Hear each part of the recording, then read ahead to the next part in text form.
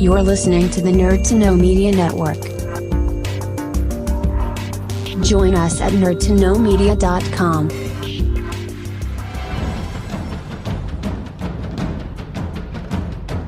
Broadcasting from the Blanchistan Centre, this is Phoenix FM. This is 92.5 Phoenix FM, community radio for Dublin 15.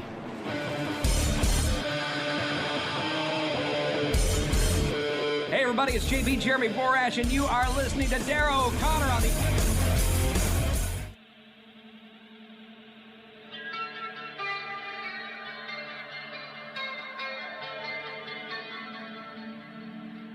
Nerd to Know Media Production. Nerd to Know Media Production. Nerd to Know Media Production. Nerd to Know Media Production.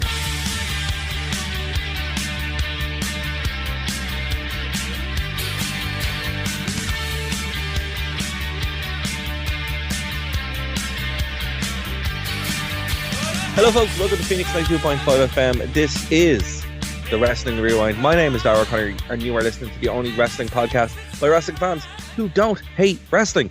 We have a very on-topic episode for everybody this week. It is all going to be about TNA, with the exception of maybe our top story. But we have a lot of TNA to get through. We've neglected it a little bit, but we have a nice bundle of topics for this week, including TNA Rebellion, a look at Under Siege, and also the fact that everybody believes in Joe Hendry at the moment, it turns out. So we're going to get into all that, but before we do, I'm not on my own. I'm here by the one, the only, Mr. 1-0. You know him, you love him, Mr. Martin Hardy. How are Martin? What are Dara and Martin doing in the Impact Zone? Well, yeah. Oh, you know what? So I was watching Rebellion, and I was like, I really like the way they have the touch of the old Impact Zone. You know, they have the little circle, and it's just a little touch, just a little. Like, obviously, we'll get into it in the review, but very much like the presentation of that show. Yeah, me too. It was really, really good, really, really good. Okay, so before we get into it, Martin, how are you doing? All good. I get these periodically, but I've been deaf in my right ear all week. And it's, do you ever have that thing where you're having a conversation with someone, or you're trying to have a conversation with someone, and you've had a few too many pints, but you're trying not to let them know, and they ask you a real simple question, and instead of just giving a real simple answer, you start rambling, and halfway through it, you realize this sounds like total nonsense. I don't know if it's like an auditory perception thing, or it has some sort of effect on your brain, but because I've been deaf in my right ear all week, every time someone asks me a question, I can't tell how loudly or how quietly I'm speaking, and also I find that I'm like halfway through an answer, I'm like, what the hell am I even talking about? It was very, very much like how this conversation has gone. I'm fine, Dara, I'm fine. I don't know how to respond to that, Martin, but thanks so much. It's good to hear from you. Okay, but it's good to half hear from you. But that's fair. That's fair. Well, look, we want to start off before we go into TNA talking about this report from the Wrestling Observer newsletter, where Dave Meltzer has reported that while Cody Rhodes does have a feature feud with Roman Reigns and The Rock lined up, nothing big is planned for the next few months, right? He's about to defend the belt at Backlash tomorrow when we're recording this, but a couple of days ago when you're listening to this, and there's no interest for it, right? He continues on. Rhodes has I wasn't even aware Backlash was on this weekend. Exactly, I saw it on Twitter. This is why when you sent this to me, I was like, yeah, it makes all the sense in the world. But Meltzer continues, quote, Rhodes has no real-time direction until Rock and Roman are back in the picture. The other big stars on the brand is Randy Orton, and they're not doing anything to tease anything in that direction. So look, I said this. If you finish the story, what then? I literally said this. I was like, lads, if the story is we are going to finish it, it is done. There is nowhere to go. Cody Rhodes is a champion now that nobody cares about. like I watched some of the press stuff from France, and it was all about how they respect each other. And I'm like, that's great, but It's not a hot feud. it's not it's a match that doesn't. I'm gonna say something I don't mean in a bad way, Martin, so don't take it that way. Oh, It's the problem that happens in AEW, right? Where it's like matches just kind of happen and there's no story, there's no sports entertainment in the sports entertainment product. You know what I mean? And it's like it just doesn't work. You know, I don't know one person that. Sorry, I know exactly one person who's excited about Backlash because he's there, but that's it. I haven't heard anyone else. It's not Dave. It's not Dave. No, don't know where Dave is. Dave's somewhere in New Jersey or Philadelphia. But yeah, look, I don't know one person aside from my friend who is covering it that is anyway excited for the show. And it's mainly got to do, like, AJ Styles is there. Actually, Dave probably would be excited because AJ Styles is wrestling. But at the same time, it's like the build hasn't been great. The pay-per-view really hasn't had any real oomph to it. And a lot of it's got to do because, I mean, Cody, look, it's a month into his championship reign. It really hasn't been great. But, like, it's not because he's a bad wrestler, because he's really not. It's because the story and the character doesn't exist. He has no character, which I've been saying consistently. Well, prior to this, at least he had a defining feature in that he was Dusty Rhodes' son, and he wanted to win the belt that Dusty hadn't. And that was fine. Like, that was good. That's tenuous. You see how you see how tenuous it is. It was such a tenuous. But at least it works for the chase. It works one time. Now that you've got the belt, that's like that doesn't work anymore. But for the past year, the only thing they've told WWE fans about Cody is that he's Dusty's son and he wants to win the belt. Dusty never did. So they don't. Now that he's done that, they don't have anything else. It's like, okay, tell us something else about you. Exactly. And this is, I don't know why I'm right all the time. It has legitimately been a good year for you. I literally don't know, like 5 or 6 massive claims that just happen, and it's like, you know, and this one is like the least surprising. It's just, I'm shocked that nobody else saw it coming, you know, whereas, like, look, if this is your only thing that you're doing, it can't go anywhere. You know, like, Cody Rhodes isn't the most entertaining guy in the world. He isn't a very good promo. He doesn't have it, right? And I mean, I don't mean that like he's not a top guy, because he clearly is. But he needs something there. He needs like this X factor. You know, I could go and do my bit where I just, you know, slowly transform him into Stardust, which I'm not going to do because I've done that. And it is funny, but I can't keep doing it. Because then it gets less funny every time I do it. So then you're like Cody. You exactly. Need to change it up. Exactly. That's my point. That was the clever and witty remark I was about to make. Oh, sorry. It's okay. But yeah, like, that's the thing. It's like he needs something, and you know what it is, right? It is kind of silly. It is kind of contrived, but genuinely, I think it's the only option he has here is to go heel. Because can you imagine this year? Because if you were right, actually, you said he was going to be a year-long champion, which, you know, now into WrestleMania. Can you imagine how bad this is going to get if a month in, nobody cares? And it's like, I mean, it's genuinely not Cody's fault. I would say that the person whose fault this is comes from a year ago. He should have won the title at WrestleMania. Yeah, and then at least, you know, he would have went into those. He would have had those programs with Brock Lesnar to go into, with Seth Rollins, with, you know. But he spent a year running through all those feuds to get back to where he was the year previously, and now the guy that they built the whole company around, Reigns, is gone. And I know that WWE didn't make this announcement. This comes from Dave Meltzer, so you can't really blame WWE. It's not like it's... No, but you can feel it. Like as I said, you can, like, here's the thing, right? So I was looking at Clash at the Castle. That's happening next month, and tickets are actually pretty pricey. They're like €500 now. It's a two-day thing, so it's the SmackDown and the pay-per-view. But I mean, it's up there at WrestleMania. WrestleMania tickets for the 2 nights was about $1,000, just under. Oh my god. But one, I don't want to pay that, and two, there's no real reason to. And what I mean by that is Rhea's gone because she's injured. Dominic's injured. Becky may or may not be there. I've no desire to see Cody Rhodes. Punk may or may not be there. Drew probably will be there. It's in The Rock Scotland this year, isn't it? Yeah, The Rock won't be there. Roman Reigns won't be there. But so it's not as if Drew's even in a title match. Like, he'll be there, but it's not as if he's even like, you could hype it up that the local lad's going for the title. Exactly, because I mean, who's he going to go? If he goes against Priest is retaining. They're not going to dethrone Cody. At least this time, when they say he's in his home country, he'll actually be in his home country and not beside it. Not in Wales. It's not even beside it. There's a whole country. Oh yeah, there's between. a whole.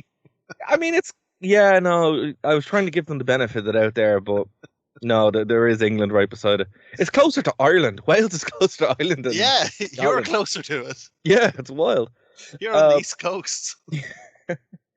But yeah, I mean, see, this is and when I was looking at that, I was like, oh man, this is not a good sign, because look, the product's gotten better, and I think it's a combination of some bad luck with the injuries, because that can kind of happen, but yeah, they have walked themselves into the worst case scenario here, which was Cody Rhodes. And I'm not saying that because I don't like Cody. I really don't, right? But it's not because I don't like the person. I really liked him as pretty much every other incarnation of Cody Rhodes, with the exception of from when he left after Stardust, went through the indies, and then came back with the indie gimmick. I can't stand that, because it's not a character. You know, like, think about it when he went off and he had the list, and then he finished the list. And it's like, now it's the story. And it's like, that is not a character. That's an objective. But I don't. An objective is great. No, don't get me wrong. An objective is great. But that isn't the character. Like, there has to be a reason that you want to do it. It's like, okay, for your dad. Okay, cool. You've done that. The problem now, and I'll let you get in now in a second, is the problem with this now is that he has nowhere to go. And there's nothing, and it's not even for him. It's like, why are you cheering him? There's no reason. Oh, because WWE tells me to cheer him. I'm like, we've been down this road before. This is how you get a John Cena. And I'm not talking about the one that everybody likes when he comes back. I'm talking about, Law Cena wins. When we were in the depths of it in the 2010s. Exactly. This is prime recipe for this exact thing.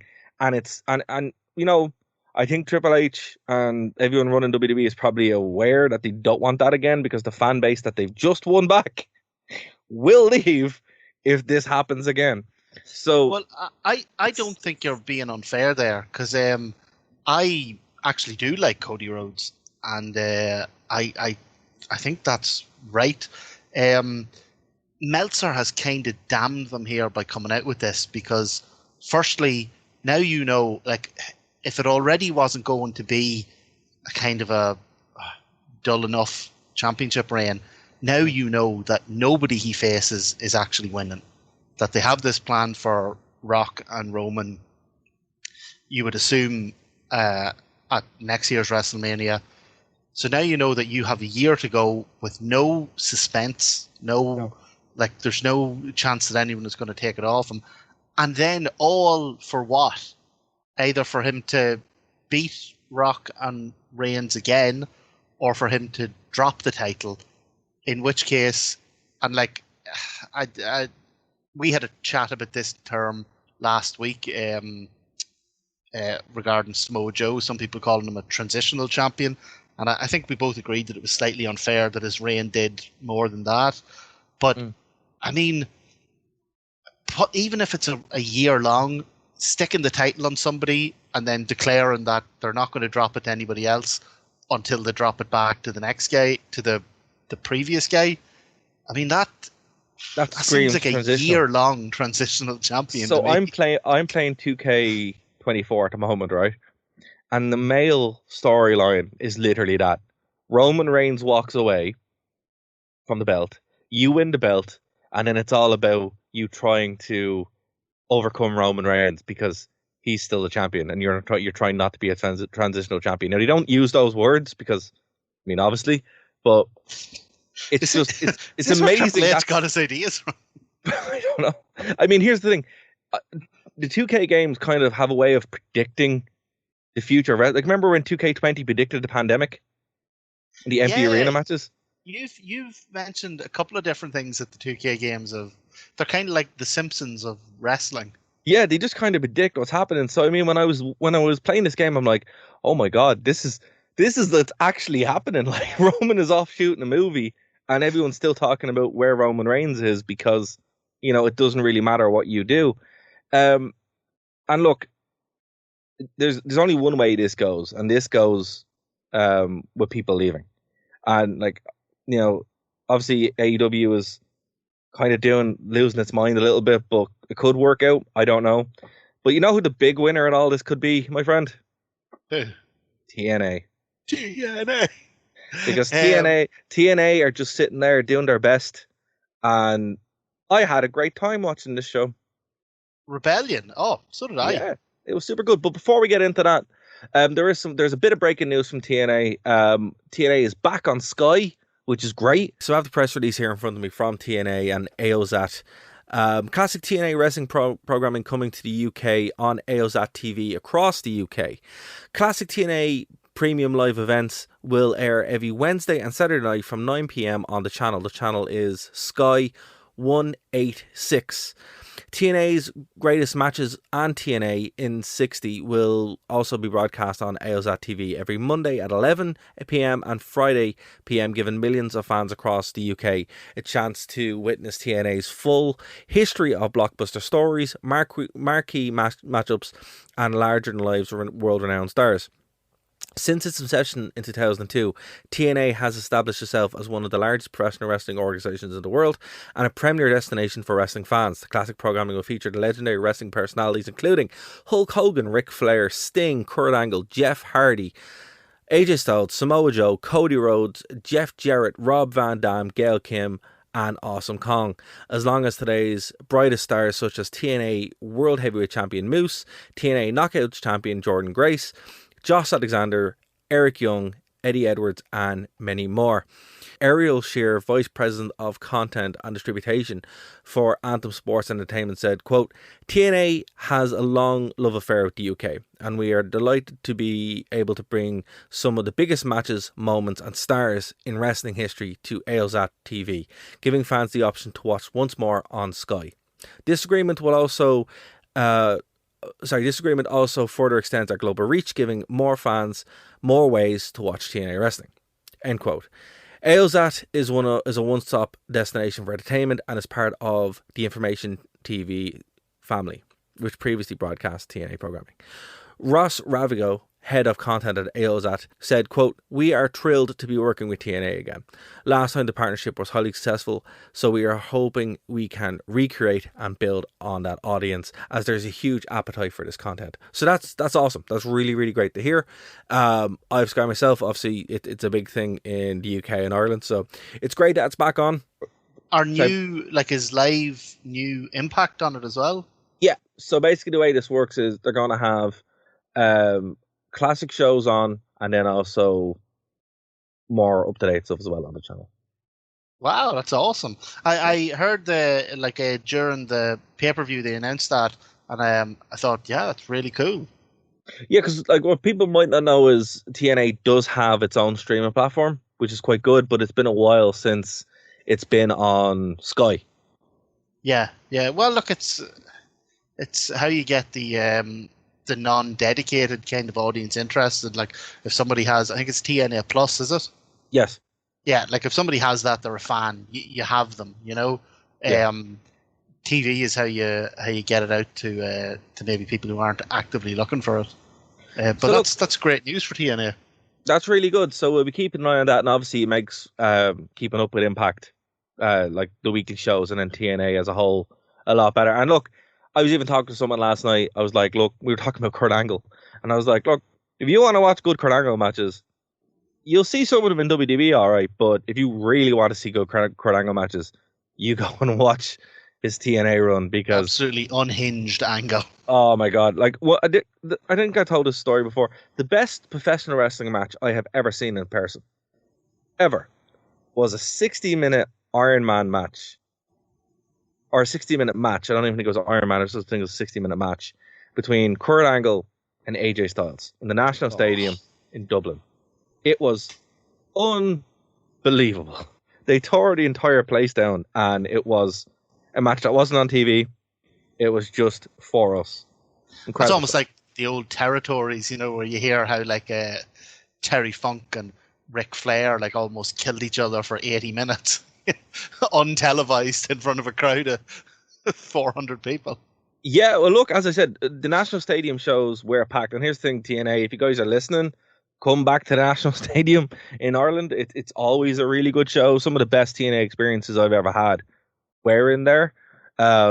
And running the small arenas as they do, like in Glasgow and stuff like that as well, it seems like that's a great vibe. Well, the man, venue for Rebellion only had 1,000 people in it, but it looked fantastic. It looked fantastic, exactly. And here's the thing: if you want to beat WWE to the punch, you could do a show from Dublin. It would actually, it would sell out, I guarantee it.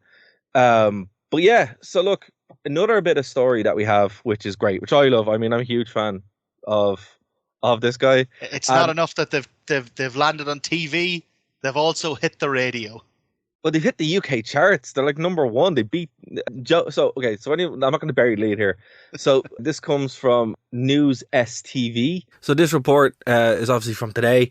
It says a Scottish wrestler challenging Taylor Swift for UK number one. Quote, "I do not underestimate the power of the Swifties, but they seem supportive," Hendry told STV News. So it says a Scottish wrestler's viral tune is challenging pop sensation Taylor Swift for the UK number one spot, and he has the support of the Swifties. I believe in Joe Hendry I believe in Joe Hendry by the Edinburgh-born grappler has taken the internet by storm after the 36-year-old posted his music video on social media. And that's how I've been seeing it all over social media, which is phenomenal. And it's hilarious. In a matter of days, Hendry, who performs for the US-based wrestling company Total Nonstop Action, TNA, shot up the UK iCharts to number one. Hendry is aiming to make history by becoming the first wrestler to reach a number one spot in the UK chart, but faces competition from Swift's song Fortnite featuring Post Malone. He told STV News, quote, "I don't think I've ever faced anyone as big as Taylor Swift. I do not underestimate the power of the Swifties. I have to say that I've been treated pretty well by the Swiftie community. They seem to be supportive. Taylor's on top. She can have a week off. She deserves a holiday." They seem to be behind that, and it's good fun, which is always great. So the video was filmed, I didn't notice, it was filmed on Arthur's Seat in Edinburgh. He continues, "The last few weeks have been mad. Every day it's just snowballed more and more. It started when there was some buzz on TikTok, people making videos about me. They were getting 500,000 hits. I thought I should probably release this song. The fans really got behind me after it went to number 20 in the UK charts, and it got to number one. It was number one in Malta, number 2 in Ireland, number 6 in the US, and on the same week that Taylor Swift released an album. I would be delighted to appear in the top 40. How high? I have no idea, but it's been an absolute blast." So there we go.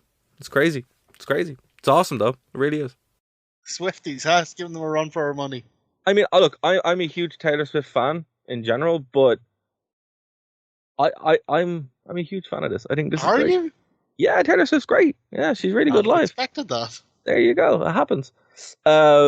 Hendrix tweeted on Friday, quote, "Unfortunately, the Swifties were too powerful for streaming, but we've been awarded 6 in the UK sales charts." So the Swifties did beat him out, but he's number 6 in the sales charts. 4th in the download charts, and then 6th in the overall charts. That's a genuinely big deal. Like, yeah, so basically, from what I can see here, he shot to the top of the UK charts to number 1, right? And then he was 4th. Then he went down to 4th. The first wrestler in history to reach number 1, but then placed 4th with Hosier's new song ranking at number 1.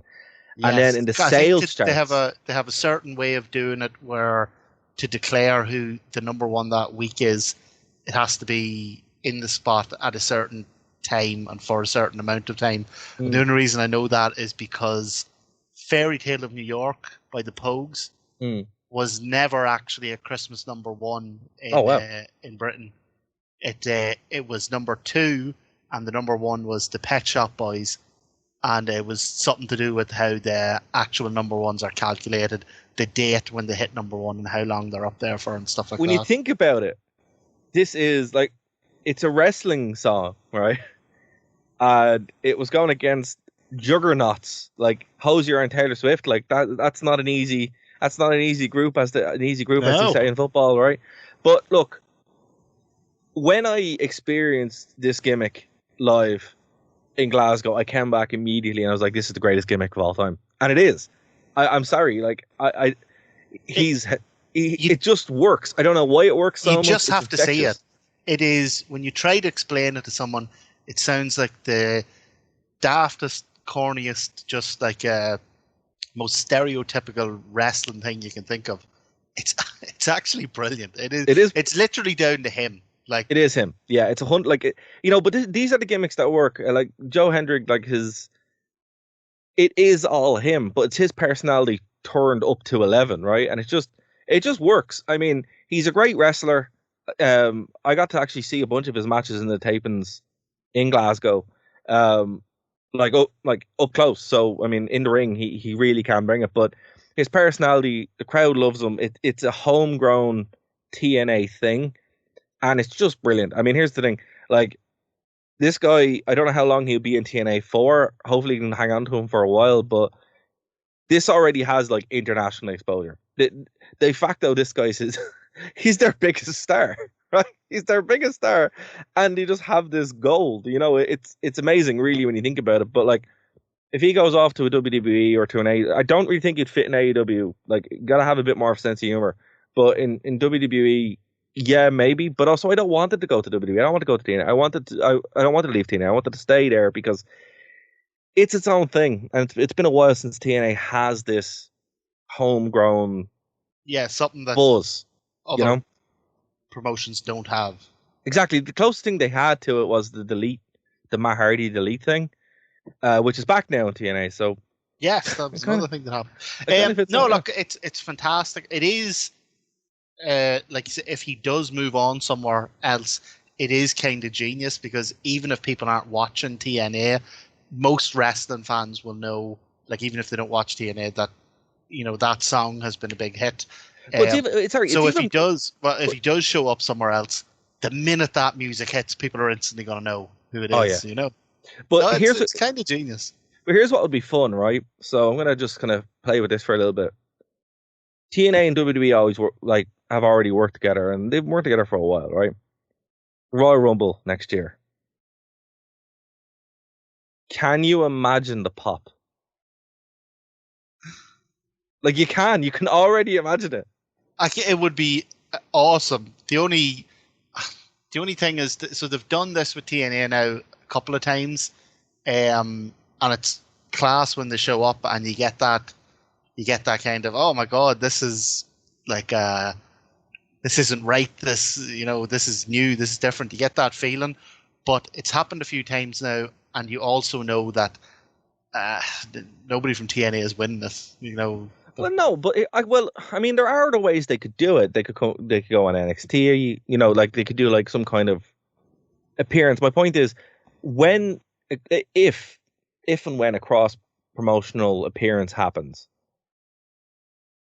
the music is already established, so you already know what that pop is, and that really hasn't happened. I mean, even when Jordan Grace showed up in the Rumble, nobody really knew her music unless you were a TNA fan.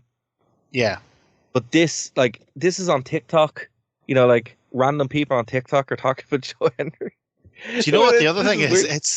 It's so catchy that so catchy. It could become the new. Do you know, whenever crowds were unhappy with something or bored of something, they just started chanting CM Punk, and it was half, even it wasn't for Punk, it was half just to like wind up McMahon or to entertain themselves. Yeah, it could be the new version of that. It could be where if something's happening and the fans don't like it, they just start singing, "I believe in Joe Hendry." Clap, clap.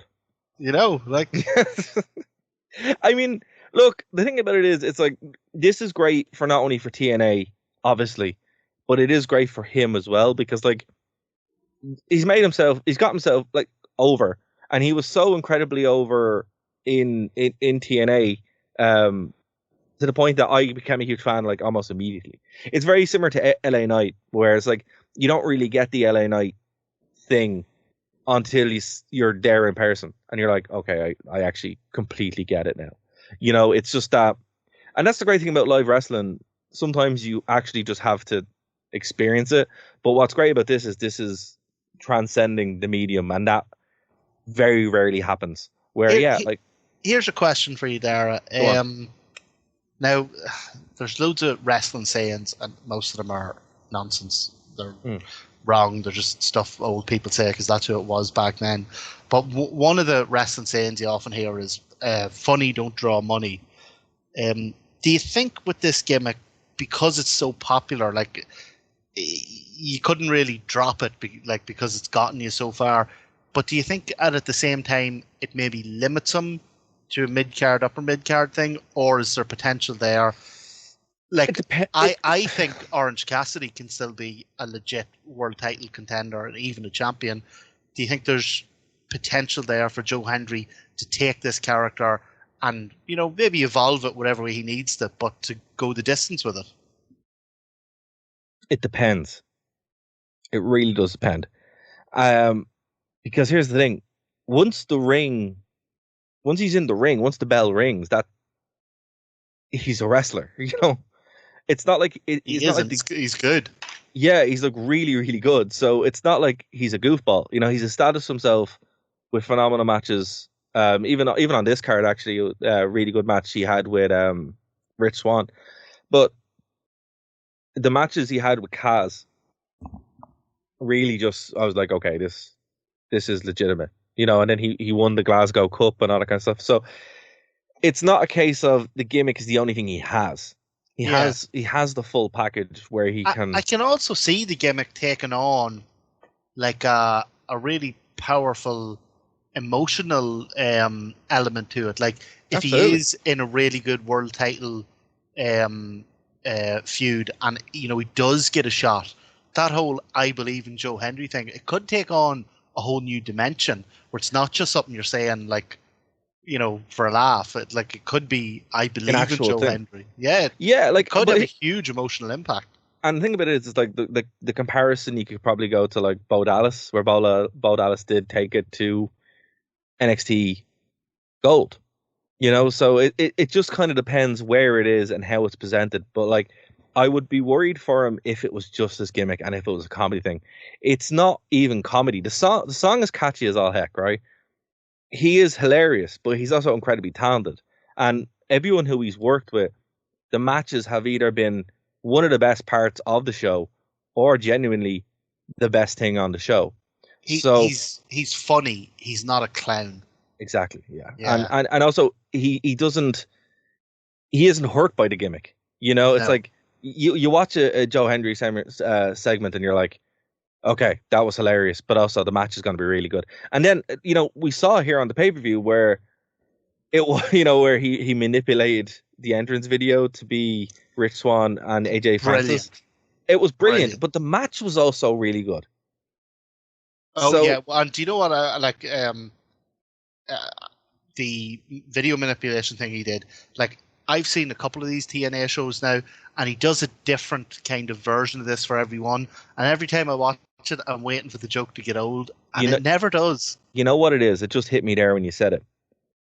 He's Chris Jericho from 2000 in WWE. It's the constant kind of subtle reinvention, and because Chris Jericho did this a lot with his feud with Benoit, and in the early days of WWE, in his run there after WCW. Oh, I will not fight him on a boat.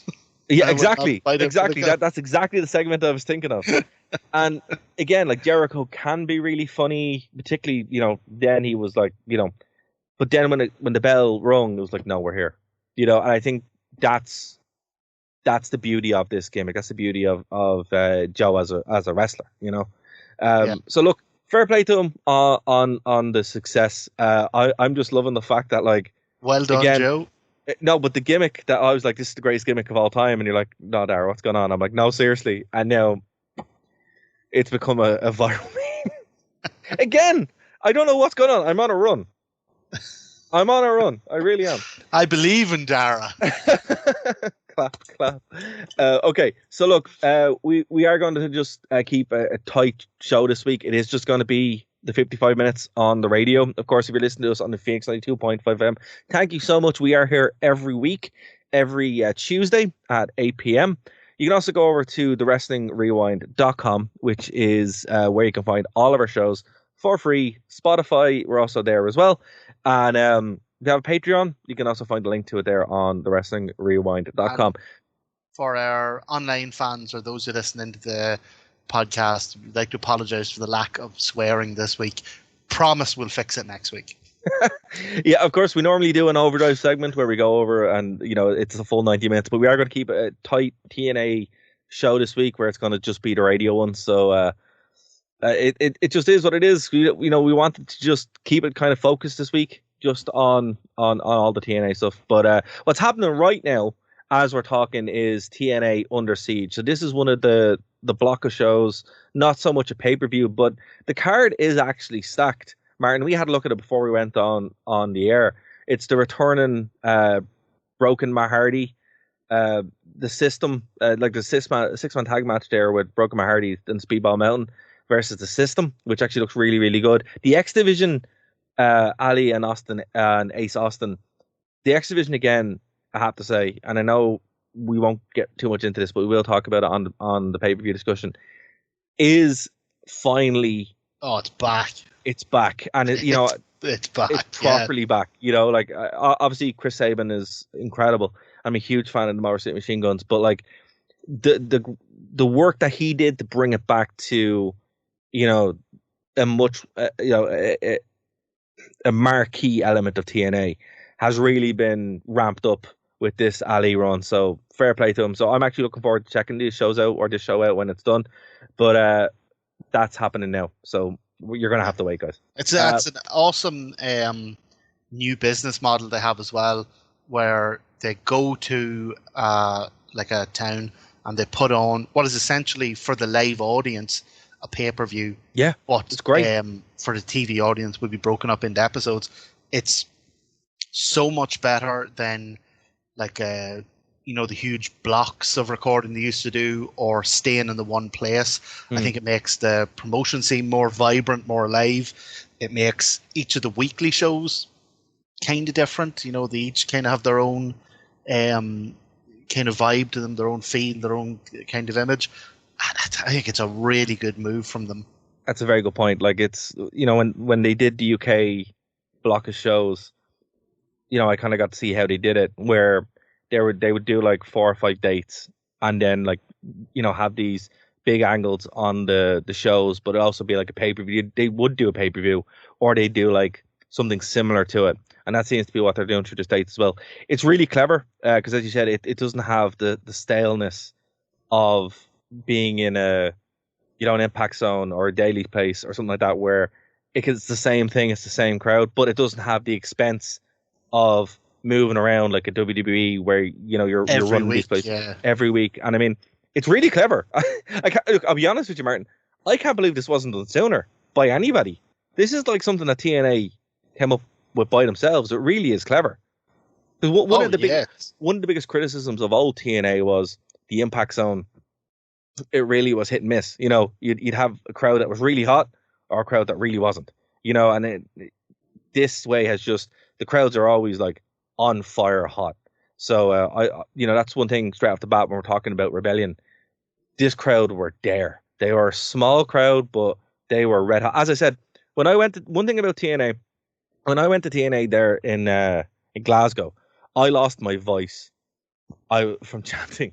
So that doesn't happen again at WrestleMania. I didn't lose my voice, and I was booing Cody consistently.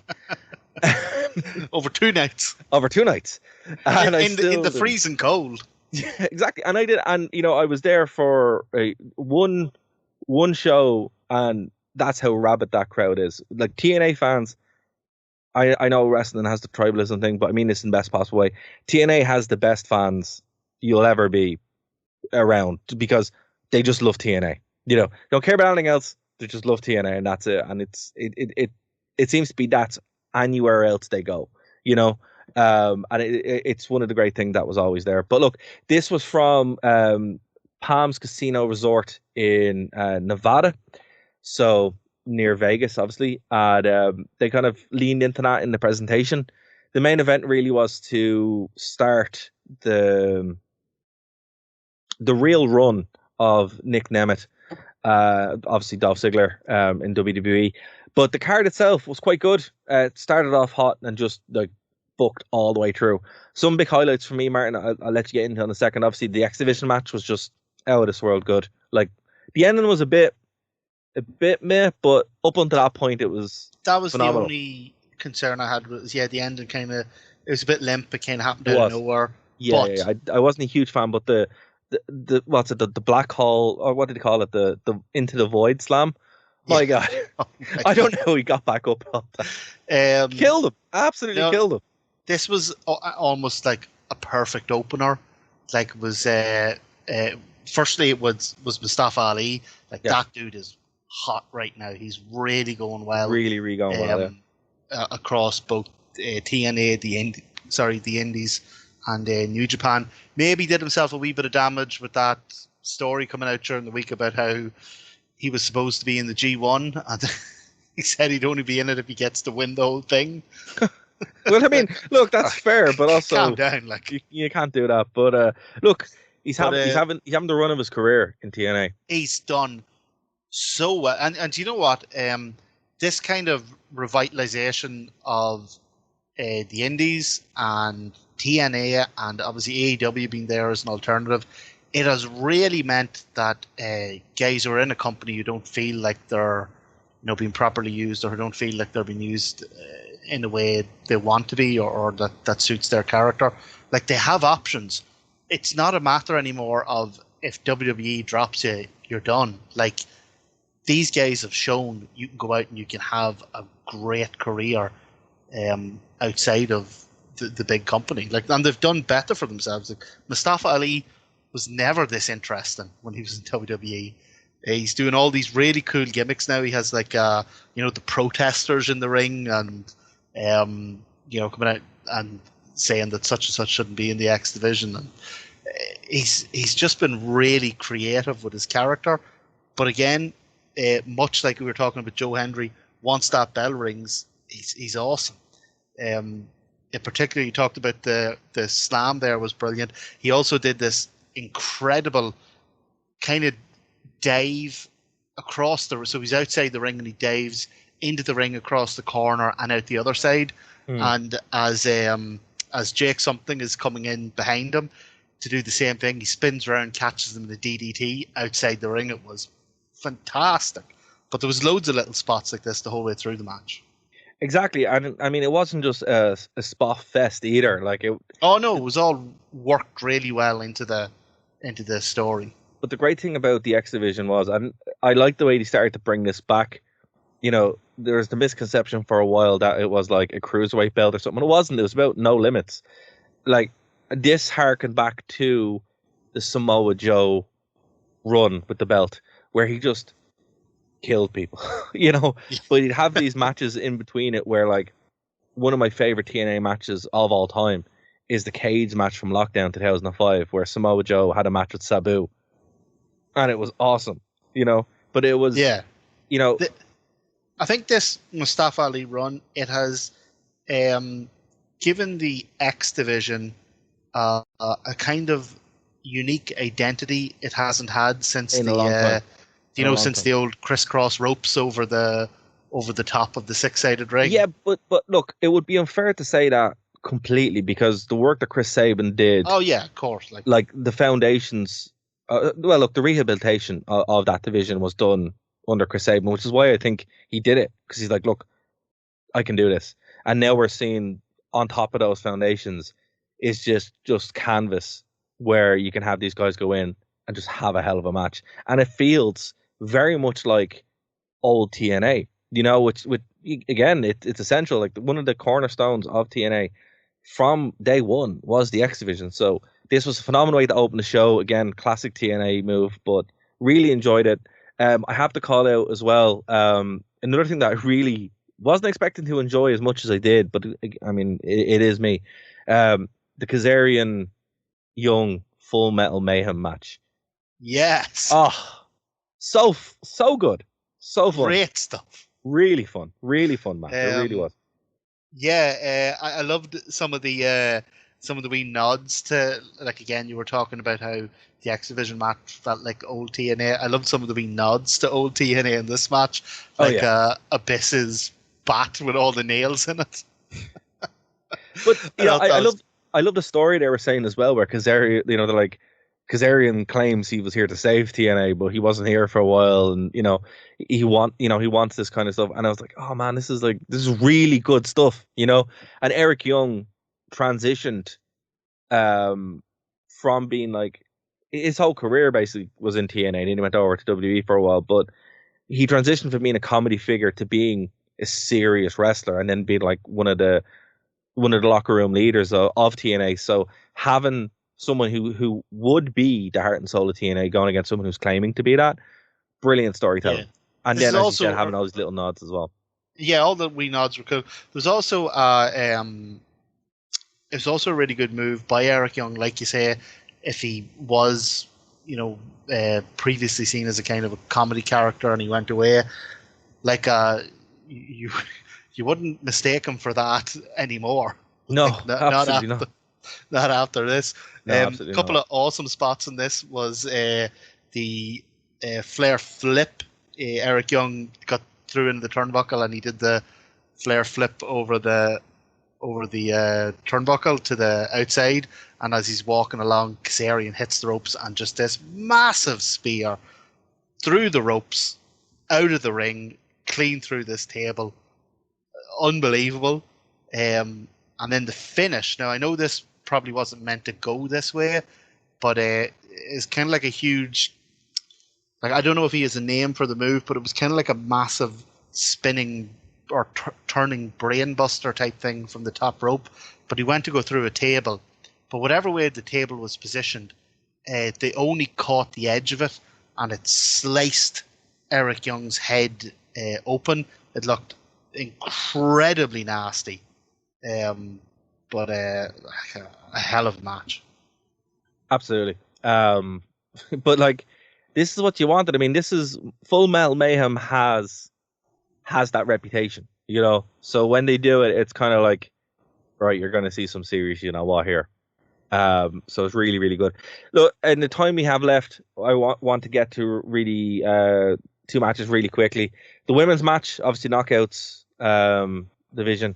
Again, look, along with the X division. Hold on. The women's match now, Dara, I don't mean to interrupt you here, but you told me we weren't doing WrestleMania this week, that this week we were doing TNA.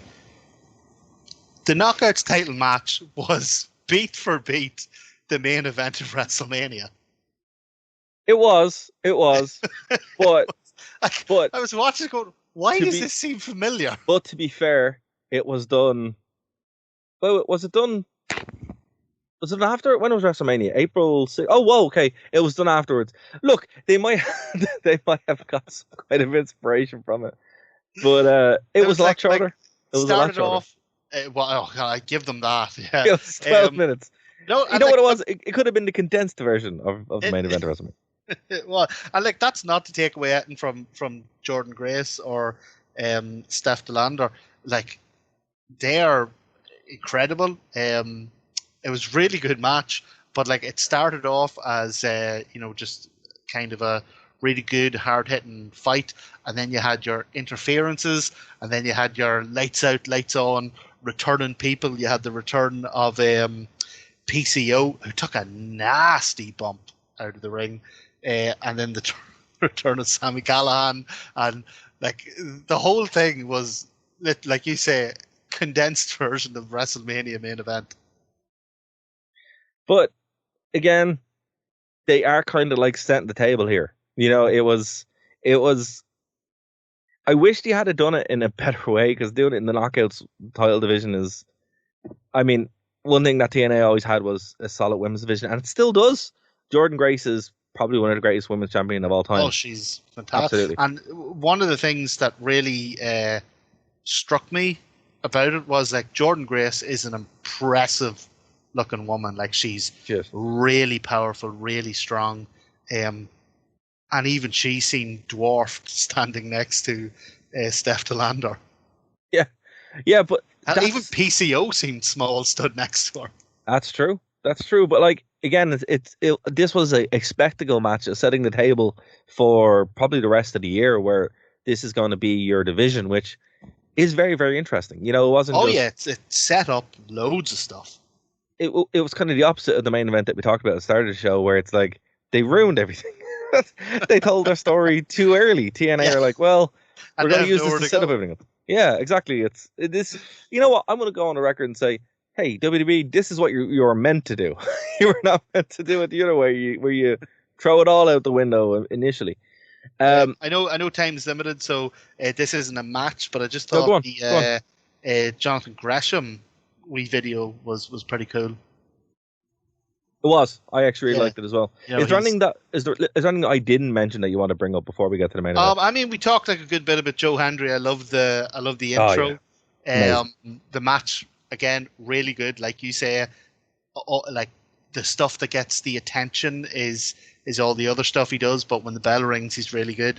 Hammerstone and Josh Alexander, last man standing. I thought that was tremendous. Really good hard hitting stuff. A last man standing match, because that 10 count is so long and breaks up the action and all. A last man standing match is very, very difficult to do and do well and keep interesting. It is. Yeah. And honestly, like it really is. Like last man standing matches can either be very good or very gimmicky or somewhere in between. And this one was, but again, it was safe hands. I mean, Josh Alexander's top talent and a great story. Like I know it's a wee bit like when they stole Macho Man's hat, or whenever Bret Hart's jacket was stolen or whatever. But taking Josh Alexander's wrestling headgear, I don't know, I kind of liked it. There was a satisfying end to the feud when he knocked him out for the 10 and he just walked over and he ripped his headgear out of your man's hands. And I liked it. It was pretty cool. I was thinking about that, actually. So before we get into time we have left, I was thinking, why does TNA work for me in a way that AEW doesn't? And I think it's because it has that mix, that better mix of like your pure wrestling, which it does. It has like proper pure wrestling, but then it has a nice swath of sports entertainment of nonsense. Of nonsense. Yeah, it's just like, you know, but it's like tastefully mixed in there, you know. And I think that's what it is. A sprinkling. Yeah, it's just, but it's like that's what it is, and it's just like, okay, it just works for me. It's like this perfect kind of mix, you know. And even the way it's presented, the commentary team they're really good. You know, just the way it's shot, it's I don't know, man. It just really works for me. I really enjoyed it. Enjoyed it. Oh yeah, so did I. Really like this match. Now, I think finally we were talking earlier about like Mustafa Ali and how he's shown he can leave WWE and you can go on to have a hell of a career. Another man who's shown that, Nick Nemeth. Oh my God, that guy! I know, right? He is night and day from Dolph Ziggler. Dolph Ziggler by the end was a joke, a meme. Like, well, here's the thing, right? You probably don't remember this. We will go back in the time machine and we'll watch the career of Drew Galloway. Drew Galloway went from 3MB, which I really like 3MB. I'm not gonna lie, but he then went to TNA. They debuted as Drew Galloway. I was in the building for that in Manchester. And he went and had a hell of a career and then came back and is now one of WWE's biggest stars. I think we're seeing we will see a very similar path here for Nick Nemeth, where it's like he's going to have probably one of the runs of his career here. And he's winning championships left and right. But my God, this match was unbelievable. See, here's the thing now. I thought it was really good build. It felt on the night like it had a huge big fight feel to it. Moose looks amazing. Like Nick Nemeth Moose is a legitimate star. It really is. And he's terrifying. In fact, I have down in my notes that he has the scariest powerbomb since Kevin Nash's jackknife. Oh, you know what? You know what? When you see him in person, the bang of WCW off him, not in a bad way, but Yeah. he is Good. a WCW top guy. That's Moose. Moose is like, he's Kevin Nash and Goldberg mixed together, and it's terrifying. He's like a legitimately, even on TV, a legitimately intimidating character. Yeah, absolutely. Absolutely. The only thing was, I don't know, I think maybe just on the night, for whatever reason, by no means a bad match at all. I'm not saying that at all. I think maybe just for periods of time that maybe didn't gel well, or maybe some of the spots and transitions and that they went for were maybe a little bit over ambitious. They just didn't quite pull some of them off. But look, I would rather people go out there and be over ambitious than, go out and show everybody the same, drop down into the international that they've seen 100 times. Still a very good match. I think the point of this match was to establish the first kind of run at the belt for Nick Nemeth. Yeah. But then, there's way more to come for Nick Nemeth. But then also to set up the return of Broken Matt Hardy. That's right. What did you think? Look, I mean, I don't think he's going to be there for a long time. I do still think he's going to end up doing the Bray Wyatt thing.